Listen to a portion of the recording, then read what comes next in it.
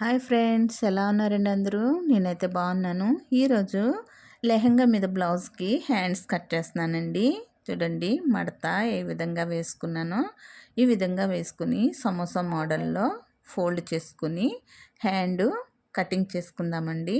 ఇది ఎక్కువగా రెడీమేడ్ డ్రెస్సులకి, చిన్నపిల్లల డ్రెస్సులకు ఉంటాయి కదండి, ఆ విధంగా లైనింగ్ లేకుండా మామూలుగా ఫోల్డ్ చేసి వేసుకుంటున్నాను. బెల్ హ్యాండ్ లాగా, ఇది బెల్ హ్యాండే అంటారండి.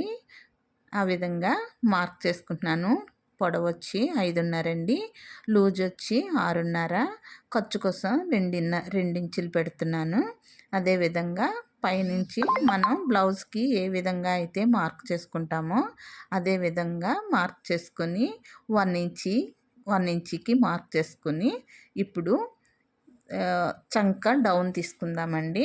చూడండి, చంక డౌను మామూలు నార్మల్ హ్యాండ్ ఏ విధంగా అయితే తీస్తామో అదే విధంగా తీసుకోవాలి. చంక డౌన్ వచ్చి 2 ఇంచులకు పెడుతున్నానండి. 2 ఇంచులకి పెట్టి ఖర్చు 2 ఇంచులు ఇప్పుడు మార్క్ చేసుకుందాము. ఈ విధంగా వేసుకుంటే బ్లౌజు చాలా అందంగా ఉంటుందండి. స్కూల్కి వెళ్ళే పిల్ల కదా, మామూలుగా బుట్ట హ్యాండ్స్ అవి ఇవి అయితే నార్మల్గా ఉంటాయి కదా, అందుకని ఈ విధంగా పెట్టాను. చాలా బాగున్నాయండి. ఈ విధంగా కట్ చేస్తున్నాను చూడండి. ఇలా స్టిచ్ చేసుకుంటే చాలా బాగుంటుంది. ఇప్పుడు లోతు తీసుకుందాము. మామూలు బ్లౌజులకి మనం ఏ విధంగా లోతు తీస్తామో అదే విధంగా టేపు 1 ఇంచుకి మార్క్ చేసుకుని మరలా ఫోల్డ్ చేసుకుని మధ్యలో ఒక మార్క్ చేసుకుని అది 3/4 ఇంచుకి మనం మళ్ళీ మార్క్ చేసుకుని లోతు తీసుకుందామండి. లోతు కలుపుకుందాము. మామూలు చాలా సింపుల్గా కట్ చేసుకోవచ్చండి. చూడండి ఫ్రెండ్స్, నా వీడియో మీకు నచ్చినట్లయితే లైక్ చేయండి, షేర్ చేయండి ఫ్రెండ్స్. మీరు ఇచ్చే ఒక్క లైక్ నాకు ఎంతో సపోర్టింగ్గా ఉంటుంది ఫ్రెండ్స్. ప్లీజ్ చూడండి, ఈ విధంగా కట్ చేసుకుందాము. బ్లౌజు చాలా సింపుల్గా ఉంటుందండి, చాలా అందంగా ఉంటుంది. ఈ హ్యాండ్స్ చాలా బాగుంటాయి. ఓపెన్ చేసి లోతు కూడా కట్ చేసుకుందాం. చూడండి,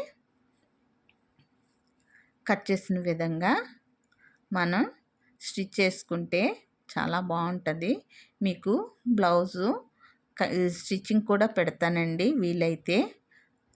చూడండి, ఈ విధంగా ఓపెన్ చేసుకుని 2 కరెక్ట్గా వచ్చే లేదో చూసుకుందాము. కటింగ్స్ 2 లోతు 2 ఒకే వైపుకి రావాలండి. చూసారా, 2 ఫోల్డింగ్ మీద ఉంది కదా, ఈ విధంగా వేసుకుంటే, ఈ విధంగా స్టిచ్ చేసుకుంటే చాలా బాగుంటుందండి హ్యాండ్స్. మీరు కూడా ఈ విధంగా నేర్చుకుంటారని, ముఖ్యంగా కొత్తగా నేర్చుకునే వాళ్ళు ఎక్కువగా యూట్యూబ్ చూసే నేర్చుకుంటున్నారు కదండి.